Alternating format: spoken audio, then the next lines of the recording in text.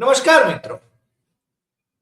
आज सीधू नेशन में हमारे साथ चंडीगढ़ से वरिष्ठ संपादक अजय शुक्ला जी जुड़े हैं और बात होगी छात्रों पर अत्याचार जो हुए, गोली चली, AK-47 राइफल से गोली चली, मगर सरकार कह रही है कि कुछ नहीं हुआ, केवल टीयर गैस छोड़ा गया। अब जो दस्तावेज मिलते हैं वो तो स्पष्ट कर देते हैं कि पैलेट गन से गोली चली।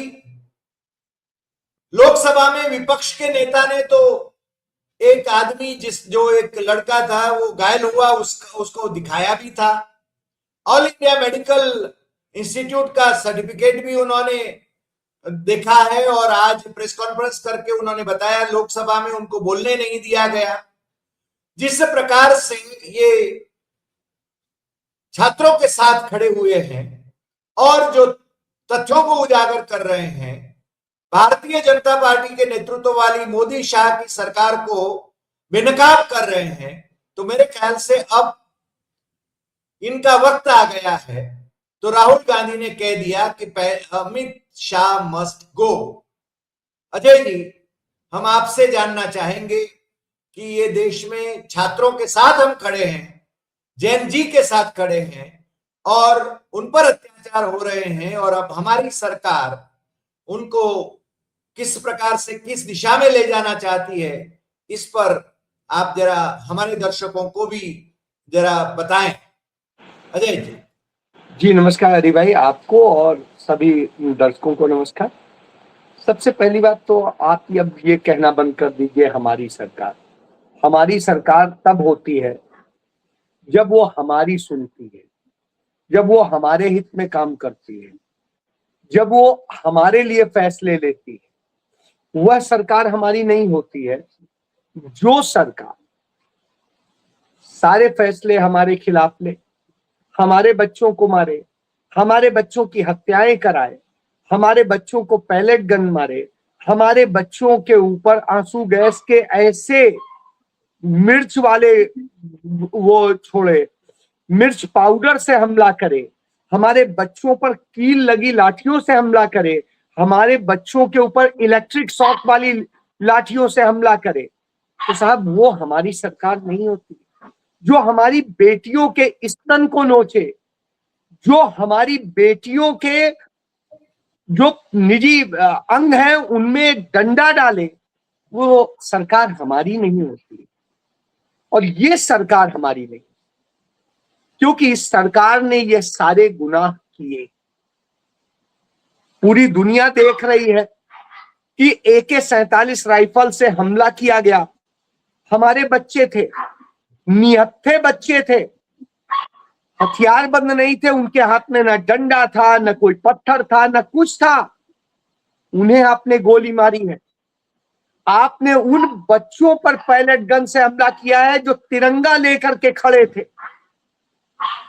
तिरंगा लेकर के विरोध जता रहे थे और जो यह बता रहे थे कि हम अन्याय के खिलाफ लड़ने आए हैं, हम गांधी नेहरू की उस विचार से ताल्लुक रखते हैं जो लोकतंत्र को बढ़ावा देता है, जो कहता है शांतिपूर्ण प्रदर्शन होना चाहिए जिसमें हिंसा नहीं होनी चाहिए। हमने हिंसा नहीं की थी। हिंसा किसने की? पत्थर किसने मारे? यह भी न्यूज लॉन्ड्री ने सामने ला दिया इस देश के कि वह ट्रक जो 4 दिन पहले दिल्ली पुलिस ने सीज किया था, उसी ट्रक में जो थाने के अंदर होना चाहिए था, उसी में पत्थर भर करके लेकर के आके जंतर मंतर के पास, संसद मार्ग के पास लाके खड़ा किया गया था। वहां से पत्थर निकाल निकाल के किसने मारे हैं? और वो सादी वर्दी में जो लोग डंडा चला रहे थे, जो कुछ कर रहे थे, तमाम सारे राजस्थान और दूसरे राज्यों से RSS बीजेपी के वह लोग जो रिटायर्ड हैं, पेंशन भोगी हैं, या बीच में उन्होंने लिया है रिटायरमेंट, या वो बजरंग दल और उनके लोग, उनको किस तरीके से लाया गया, कुछ को वर्दी पहना के, कुछ को गैर वर्दी में। तो ये पत्थर चलाया किसने? क्योंकि जो जंजीर प्रदर्शन कर रहा था, उसने पत्थर नहीं चला, उसने सही बात। स्लोगन दिए, उसने आपकी सच्चाई बताई कि नरेंद्र मोदी भड़ुआ है। उसने कहा, भड़ुआ मतलब होता है दलाल, जो दलाली करता है किसी चीज की। तो भाई अमित शाह, नरेंद्र मोदी और क्या है? अडानी अंबानी के दलाल ही तो हैं, दल्ले ही हैं। तो दल्ले को दल्ला कहना कौन सा गुनाह है भाई? तो भड़ुआ कह दिया तो कौन बुराई है? लड़कियां कह रही थी। तो अब आप सोचिए, आपने उनके साथ इतना गुनाह किया, वो फिर भी आपको अंकल कह रहे थे। यह कहते हुए आपको वो बांट रहे थे फूल कि अंकल आपने बड़ा अच्छा किया अपने बच्चों पे लाठी चला के। थैंक यू अंकल, ये लीजिए फूल ले लीजिए, हम आपको प्यार से दे रहे हैं, दिल से दे रहे हैं, आपने बड़ा अच्छा किया। घर पे जाके बताइएगा अंकल कि आपने बच्चों के ऊपर लाठी चलाई, उनके ऊपर आंसू गैस के गोले छोड़े, उनके ऊपर पैलेट गन से हमले किए। और साहब, जो पार्लियामेंट स्ट्रीट पुलिस स्टेशन है, उसके रोज आमचा जो है आम में जिक्र है कि इन्होंने वहां पर, जो वहां का डीसीपी था राज भाटिया, उसके आदेश पर, और ये किसी हमने आपने नहीं लिखवाया है, वो असिस्टेंट कमांडेंट जो आरएफ का था, उस सहरावत ने लिखवाया है कि उनके आदेश पर हमने पैलेट गन चलाई, यानी गन चलाई गई, इसका उसने कहा है। और यह बात सुप्रीम कोर्ट में बसबूत दाखिल हुई है। तो अब आप बताइए, पैलेट गन, आप कहते हो गन नहीं चलाई गई, तो गन नहीं चलाई, गोले छोड़े गए, वो बोले मैं यही कह, इतना ही हुआ, गोली नहीं चली। हाँ, गोली नहीं चली, बड़े बड़े वो गोले छोड़े गए, वो पैलेट गन छोड़ी गई जिसके एक राउंड में 500 पैलेट निकलती जी। आप 12 बोर की जो गोली होती है उसमें क्या होता है? उसमें पैलेट ही होती। इसीलिए कहते हैं ये 303 की, उससे व्यक्ति हो सकता है बच जाए, क्योंकि वो एग्जैक्ट निशाने पे लगेगी कि नहीं लगेगी आपके निशाने पर। लेकिन यदि आप 12 बोर की उससे मारेंगे बंदूक से, तो वो जो आप फायर करेंगे उस गन से, वो फायर जरूर लगेगा, वो शरीर के इतनी जगह घुसता है, क्योंकि वो ये पैलेट्स ही होते हैं। और वो व्यक्ति को दिखाया राहुल ने, मैं यही कह रहा हूं, 70 राउंड ये रिकॉर्ड में है, और जो अनरिकॉर्डेड है उसके बारे में बताया जा रहा है 150 राउंड चली है। लेकिन हम चलिए रिकॉर्ड की ही मान लेते हैं, तो 1000 के करीब बच्चे इसमें घायल हुए पैलेट गन से। तो आप कह रहे हैं ये लाठी से कितने घायल हुए, आप संख्या नहीं जोड़ पाएंगे। और इसके बाद ये झूठे ड्रामे क्या कर रहे हैं, ये था, इसने ये किया था। आप सोचिए, एक लड़का 4 साल से अभी इंडिया वापस ही नहीं आया, और इन्होंने बिहार में उसके खिलाफ एफआईआर दर्ज कर ली कि वो दंगा कर रहा था। तो इस तरह से ये आपकी सरकार नहीं है सर, ये सरकार फांसीवादियों की सरकार है, ये भ्रष्टाचारियों की सरकार है, ये बलात्कारियों की सरकार है, ये अडानी अंबानी के नौकर की सरकार है, ये सरकार है लूटने की, ये सरकार है आपके जीवन को बर्बाद कर देने की, आपके बच्चों का भविष्य छीन लेने की, यह सरकार है चोरी की, यह सरकार है भगवान का धन भी लूट लेने की। इस सरकार के बारे में आप क्या अपेक्षा करते हैं कि ये आपके लिए करेगी? नहीं साहब, इसीलिए राहुल गांधी कह रहे हैं, क्योंकि 2 बातें हैं, या तो आपने गोली चलाने का आदेश दिया, या आपको उसकी जानकारी नहीं है। सही बात, वो चिट्ठी भी नहीं यदि आपने दिया तो आप दोषी हैं उन बच्चों के साथ हुई इस बीभत्स घटना के। और यदि आपने नहीं दिया और ये सब हुआ तो आप इनकॉम्पिटेंट यानी बिल्कुल अयोग्य है, बेकार है। क्यों? क्योंकि आपको यदि अपनी पुलिस का जो सीधे आपके अंडर में है, सीधे आपको रिपोर्ट करती है, उसी का पता नहीं है वो क्या कर रही है, कैसे कर रही है, कब कर रही है, तो स्वाभाविक सी बात है ये बताता है। और मैं भी इत्तेफाक से एक पुलिस अफसर का बेटा हूं। मैं जानता हूं जब तक ऊपर से आदेश नहीं आता है कोई पुलिस अफसर इतने कड़े कदम उठाने की हिम्मत नहीं करता। वो तभी करता है, मजिस्ट्रेट की हिम्मत नहीं होती आदेश देने की। जी, वो भी बार बार ऊपर पूछता है सर क्या, अब स्थिति बहुत बिगड़ रही, सर क्या करें, सर बताइए सर क्या करें। तब ऊपर जाता है, ऊपर ऊपर सबसे पूछा जाता है, अंत में होता है कि नहीं इतना एक्शन लेना है, इतना नहीं लेना है, इस तरह से डिस्पर्स करना है। तो जो डायरेक्शंस आते हैं उसी ढंग से होता है। ये क्या बता रहे हैं? इस तरह नहीं होता है। ऐसे होता तो हर डीसीपी गोली चलवा देता।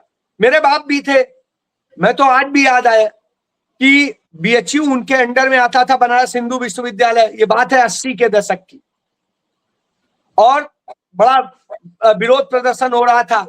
राज नारायण नेता होते थे समाजवादी, उन्होंने पूरा बवाल काट रखा था उनके साथ छात्रों ने। पिताजी को के पास ऑप्शन था कि वो लाठी चलाएं कि क्या करें, कैसे करें। उन्होंने साफ साफ अपने एसएचओ और दूसरे फोर्सेस को जो थी सबको ब्रीफ किया, कहा देखिए आप सबको कोशिश करनी है कि बच्चों को एक लाठी ना पड़े,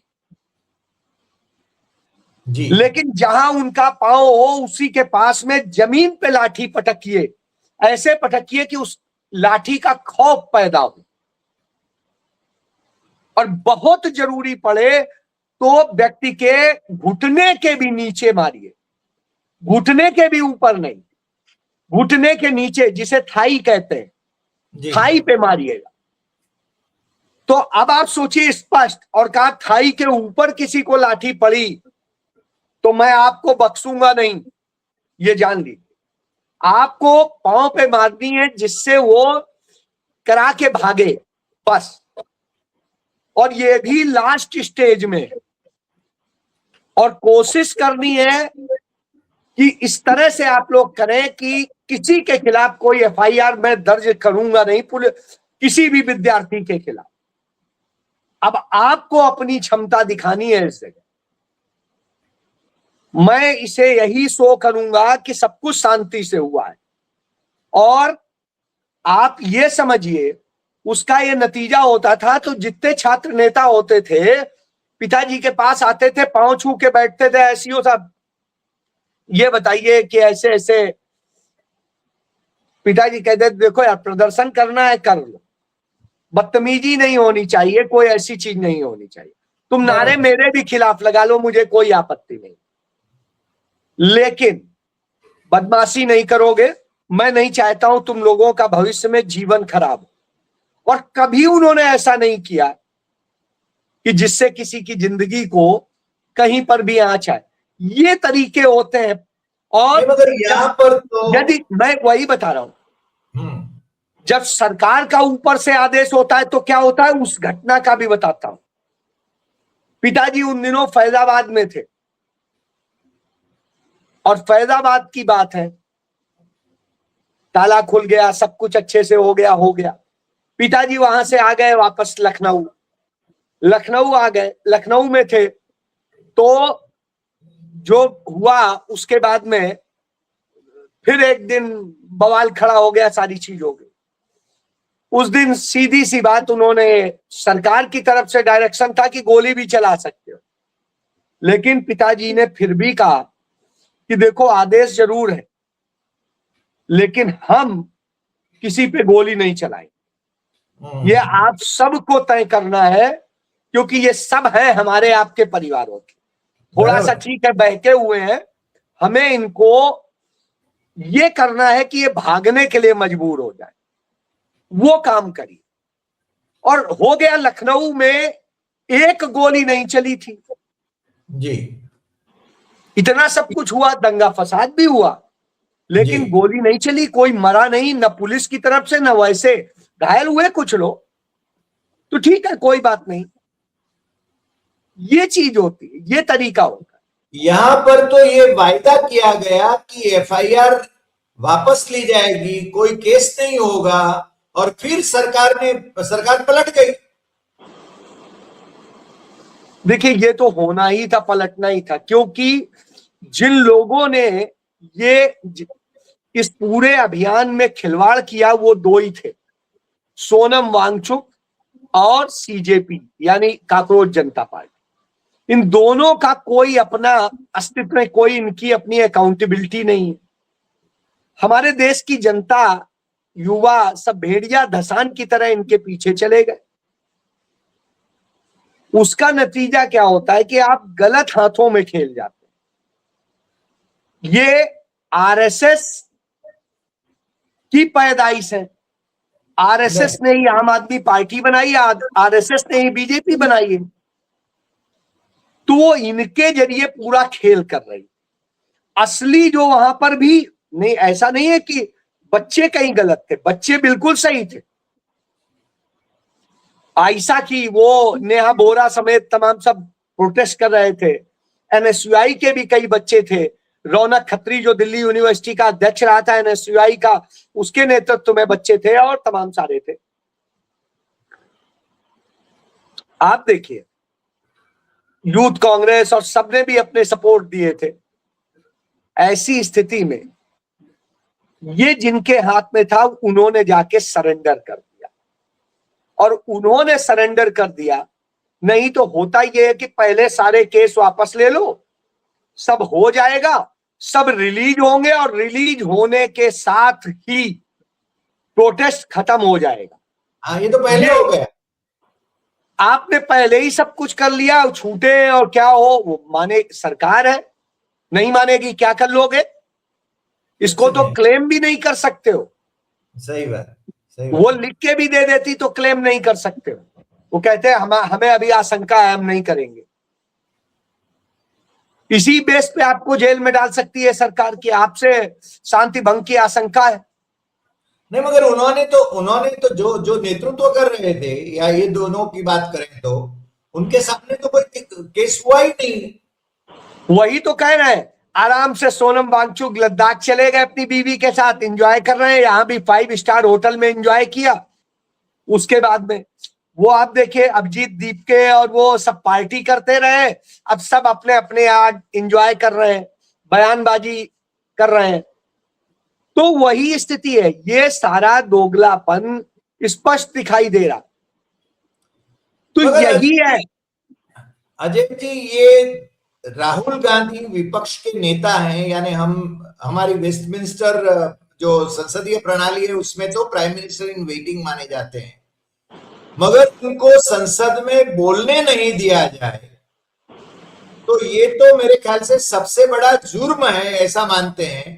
और उन्होंने जैसे कहा कि ये अमित शाह मस्ट गो, बाद में उन्होंने जो प्रेस कॉन्फ्रेंस ली उसमें उन्होंने पूरा विवरण दिया, क्योंकि संसद में नहीं बोलने दिया गया। बाद में तो उन्होंने पूरा विवरण दिया। और संबित पात्रा तो फिर भी कह रहे हैं, कोई बकवास कर रहे हैं, गोली चली ही नहीं, गोली चली ही नहीं। ये तो अजीब है। अरे संबित पात्रा है क्या? ये सब गार्बेज है। संबित पात्रा तो ये भी कह रहा था AK-47 नहीं चली, राहुल गांधी झूठ बोल रहे हैं। और फिर उसके बाद सारी चीजें आई, पैलेट गन चली, ये बात खुद आरएएफ मान रही है। उसने अपने यहां इंक्वायरी शुरू कर दी है, रिपोर्ट मांगी है। अब आप एक चीज देखिए, सारी चीजें जो ये कहते हैं ये कोरा झूठ बोलते हैं। आप बताइए, संसद में उसको, निशिकांत को बगैर किसी आधार के कुछ भी झूठ बोलने की छूट होती है, बगैर किसी ऐतिहासिक तथ्य के, बगैर किसी सबूत के। लेकिन प्रियंका गांधी सही बात बोलेंगी, आपके गुजरात का ही मामला था बिल्किस बानो वाला। और तो आज साहब वीडियो वायरल हुआ, वायरल फिर से वायरल हुआ, वही तो मैं कह रहा हूं, प्रहलाद वो जोशी वाला। उन्होंने अपना उसको काट देते हैं, खत्म कर देते हैं उनके बयान को। ऐसे ही राहुल गांधी ने क्या गलत कहा था? इडियट शब्द किसी का नाम लिए बिना कहा था। उन्होंने क्यों समझ लिया कि नरेंद्र मोदी ही इडियट? भाई राहुल गांधी ने तो नहीं कहा था नरेंद्र मोदी इडियट है या अमित शाह इडियट है या कौन इडियट है। तो उन्होंने क्यों समझ लिया कि नरेंद्र मोदी इडियट? और इडियट शब्द असंसदीय नहीं है। तो जब आपके उसमें नहीं है तो आपने इसको क्यों हटा दिया? और क्योंकि मोदी शाह संसद में क्यों नहीं आते, यानी संसद गृह में क्यों नहीं आते, संसद मैं वही परिसर तो में? कह रहा हूं, संसद से भागे हुए थे, वहां पर राजनाथ सिंह को सौंप दिया था, भैया संभालो मेरे बस का नहीं है, हम दोनों को डर लगता है राहुल गांधी से। इतने कायर और डरपोक लोग हैं ये। मैं कहता हूं अकेले यदि राहुल गांधी के सामने 3 ही आदमी सिर्फ खड़े होने को हो जाए, अमित शाह, नरेंद्र मोदी, राहुल गांधी, तो आप ये देखिएगा नरेंद्र मोदी और अमित शाह की पैंट गीली हो जाएगी। दावे से कहता हूं, एक कैमरा लग जाए, अकेला कमरा हो, कैमरे में सब कैद हो और ये दोनों सुसु कर देंगे, क्योंकि असलियत में इनके दम नहीं है। सत्ता का और अंधभक्तों का फुलाया हुआ गुब्बारा है मात्र, और कुछ नहीं है। और उसकी हवा निकल चुकी है। अब दुनिया जानती है कितना डरपोक और कायर प्रधानमंत्री है इस देश में। इसीलिए जब चाहता है ट्रंप थपड़िया देता है, जब जो चाहता है वो कह देता है, अरे ही करता रह जाता है। इससे ज्यादा की औकात नहीं। मगर आपको लगता है कि अमित शाह को इस्तीफा देना पड़ेगा? देखिए, अमित शाह को इस्तीफा देना पड़ेगा नहीं पड़ेगा ये राहुल गांधी जाने, वो जाने, हमें कोई लेना नहीं। हमें इससे मतलब है कि अमित शाह को पूरी तरीके से राहुल गांधी ने इस स्थिति में लाके खड़ा कर दिया है कि उनके आगे और कोई चारा नहीं है। एक समय आएगा कि सरकार बचानी है तो भैया पिंड छुड़ाइए, इससे पिंड छुड़ाने वाली स्थिति होगी। ये हालत नहीं, इसलिए तो हालांकि इनको एलओपी पद से हटाने की बात चल रही है। तो हटा दे, राहुल गांधी को क्या फर्क पड़ जाएगा? वो वहां भी बोलते हैं, बाहर भी बोलेंगे, वही काम करेंगे और उनको हटा के ज्यादा उनको फायदा दे देंगे। आप याद करिए, भारत जोड़ो यात्रा निकल गई थी, राहुल गांधी तो सड़कों के बेताज बादशाह, इनकी हालत बिगड़ जाएगी। बात समझिए जी। वो तो यदि सड़कों पे निकल गया तो पहले तो, तब उसके पहले तो छवि खराब की हुई थी। अब तो यह स्थिति है कि जनता पागल होके साथ आ जाएगी, उससे तो ये और खत्म हो जाएंगे। करे ना, ये है चक्कर। जी जी